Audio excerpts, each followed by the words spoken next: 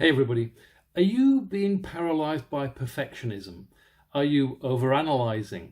Are you struggling to get things done, to get things out, to meet deadlines because you're a perfectionist?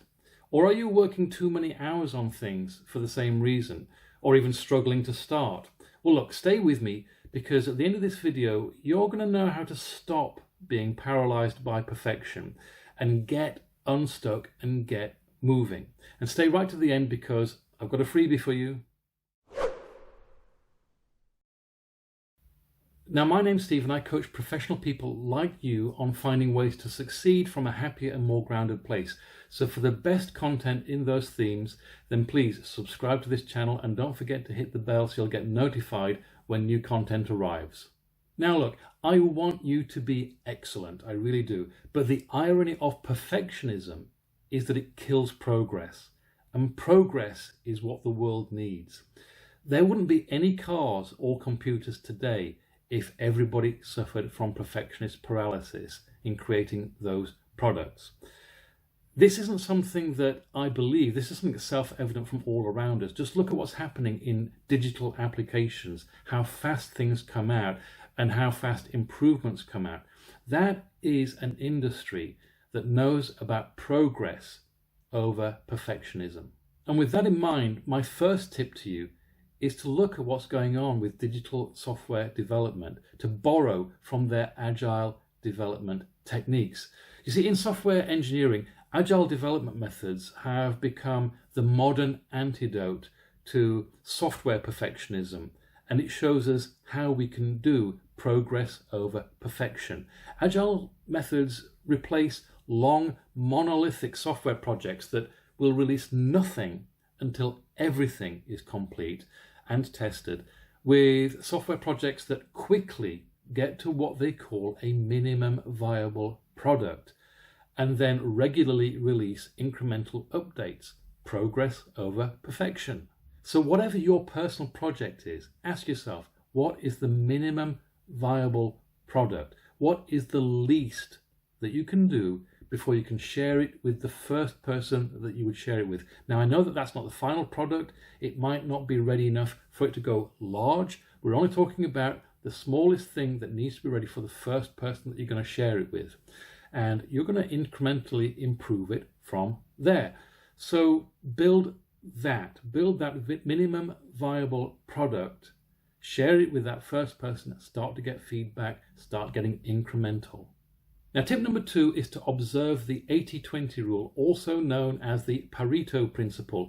Now, this has its origins as an economic observation, and it observes that 80% of the outputs in any system are caused by probably 20% of the inputs. So to adapt that, let's think about it like this. If it takes 100 units of effort to produce 100% of the output, then probably it only takes 20 units of effort to deliver the first 80 units of output. The other 80 units of effort are producing the remaining 20 units of output. Now, what that means in practice is that you could produce 80% of the outputs of 5 systems in the same time it would take you to produce 100% of the output in one system. Probably. I mean, it might be more like 70-30 than 80-20, but you get the point that I'm making though. Now, if 5 lots of 80% is a lot more valuable to you than 1 lot of 100%, then that points at doing the 20% that creates the 80% in each project first. By the way, where are you being a perfectionist and what is it costing you? How have you learned to deal with perfectionism if you have? If you're okay with sharing this, please leave it as a comment. I will read every comment that's left and I'll try to reply to as many of them as I can. Now, tip number 3 is to use time boxes. Now, if you were a writer for a newspaper, then you face the experience where you either get your article written by midnight and get it to the editor, or tomorrow's front page is a hugely embarrassing blank plate. In a position like that, you soon get over your perfectionist paralysis because you've got to make sure you have got something publishable by that time. Now, time boxes are a way of saying, I'm giving myself this much time. I have got to produce something in this much time, and whatever I've got at the end of this time, I am done with. Now, when I write these video scripts, I face similar situations. I could get into perfectionist paralysis really easily, and I have done. I'll be honest with you about that.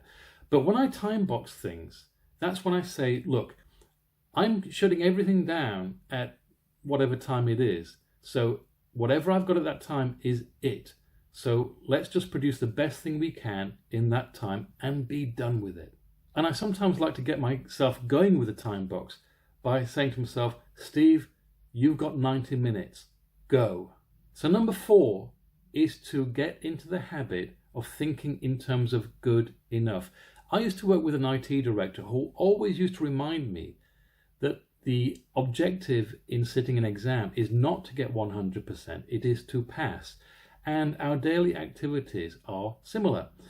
Anytime you catch yourself trying to be perfect, catch yourself and try to be good enough instead. Anytime you are thinking in terms of perfection, catch yourself and think in terms of good enough instead.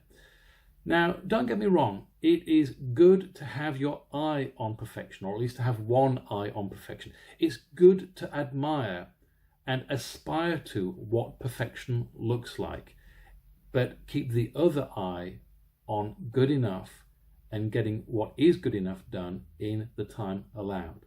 Now, if you knew me socially, you'd know that one of my social interests is I love music from the movies. And sometimes I think this is a great example of this. If you write music for the movies, you are probably aspiring to Mozart and Beethoven if you're into the classical style, or the greatest people in jazz if you're into that style. But at the same time, when you've got to write music for a film, you've probably got 4 to 6 weeks to write maybe an hour and a half, 2 hours worth of music. So you might be aspiring to Mozart, you might be aspiring to Mendelssohn, and you might be listening to those folks and admiring what they're doing and aspiring towards it. But at the same time, you've got to be getting music out at a certain rate. And that's a perfect example of keeping one eye on what perfection looks like for continuous self-improvement, but one eye on good enough to get the job done in the time allowed. And tip number 5 is to know what perfectionism is costing you. I said earlier that we probably wouldn't have cars or computers today if there was perfectionist paralysis about getting the first ones out. Remember, the world needs progress, not perfection. Now, what you're not getting done because of perfection is what it's costing you. What it's costing you in time, what it's costing you in money, what it's costing you in relationships and life experiences. Get conscious of that. Time is a zero-sum game. You can't save it up, you can't borrow it, you can't get it back. It goes and it's gone. When you become conscious of what it's costing you to be a perfectionist, then it gets a lot easier to find the motivation to think in terms of good enough, to time box things, and to create progress rather than perfection. And by the way, to be able to achieve that, you probably have to get your ego out of the way, because perfectionism is coming from the ego. Like I said in last week's video, you kind of have to see everything as a problem to solve, something that you can invest your creativity and your energy in, but not something that means something about your ego. With the ego out of the way, it's a lot easier to let go of perfectionist paralysis. Now, I mentioned a freebie. Yes, if you go down to the description below this video or the pinned comment, either will do, you'll find a link that will give you access to my free guide on how to manage stress in the moment and make better decisions under pressure. By all means, help yourself, and please don't forget to like this video if you did like it and subscribe to the channel.